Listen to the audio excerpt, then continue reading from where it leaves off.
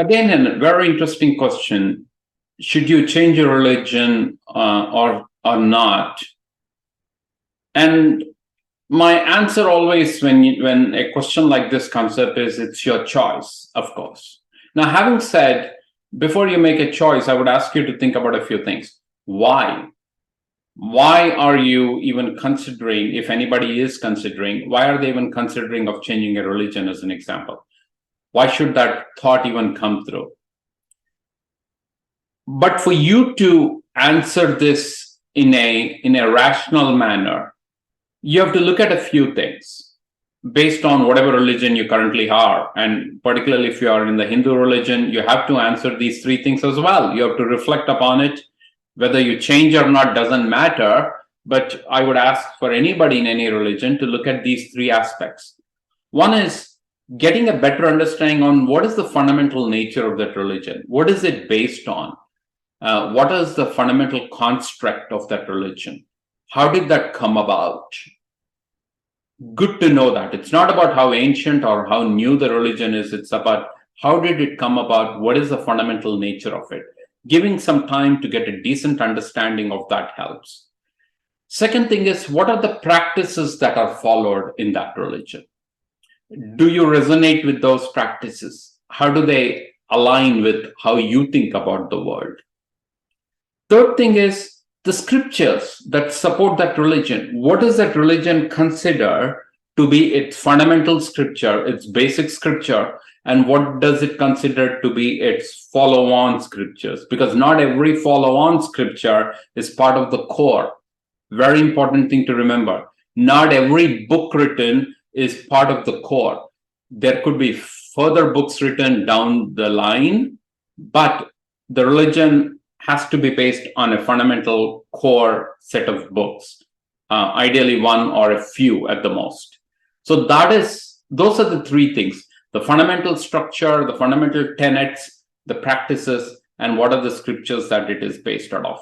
Now, even if you don't like the fundamental structure or the practices, just because of the day and age, and you may consider yourself to be much newer generation than when it all happened. Even if you don't agree with those, look at the scriptures and their learnings and their teachings and see if that makes sense. Because if that makes sense, then you can set up and you can have your own sampradaya, tradition. We covered that in a video.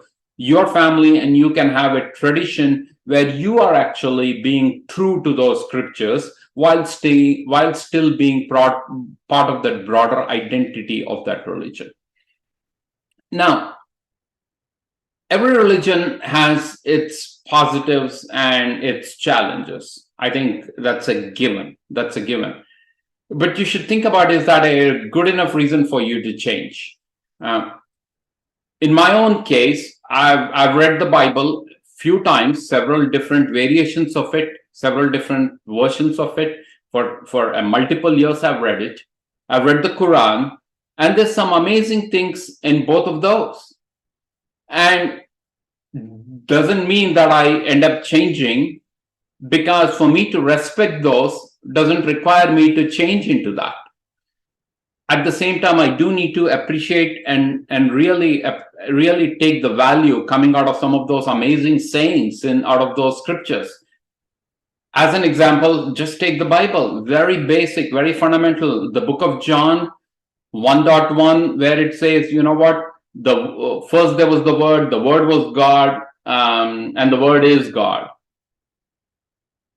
Look at the Gita, chapter 17, verse 23, I believe. Chapter 17, verse 23, where Krishna does talk about there is this word, Om Tat Sat, and that word in essence combines and symbolizes and represents this entire humanity, entire universe, entire absolute Brahman, and it represents the one thing that really is a representation of everything. That is Om, that word, that syllable, Om and Tat Sat. And out of it is what everything came out. A lot of similarities. Book of John, chapter 17. Which came from which, let's not even go there, let's not even worry about that. But the point I'm trying to communicate here is there are good things in different scriptures and practices. The best for you is to imbibe it and understand it better and develop that discriminating faculty to understand it before making a decision or even trying to convince yourself of changing from one religion versus the other. Krishna in chapter 6 actually talks about this. Krishna says, elevate your mind, and develop the power of the mind, because the mind can become your friend or it can become your foe. So if you don't elevate your mind and if you don't start thinking in that direction, you probably lose a very good friend in that regard.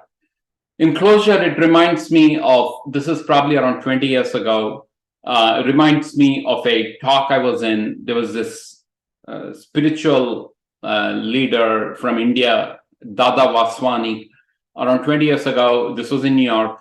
And when somebody asked him a question on, hey, do I change my religion? And his response, which I thought is very apt for this video, is he said, you love your mother. You don't need to disown your mother because you really love your aunt as well. So your religion, whatever the identity was given to you by birth, if you want to change it, it's your choice again. But otherwise, Dada Vaswani's quote was really good. It's, you love your mother. It's your mother, whether you like it or not, that's your mother. You may love your aunt, doesn't mean you disown your mother.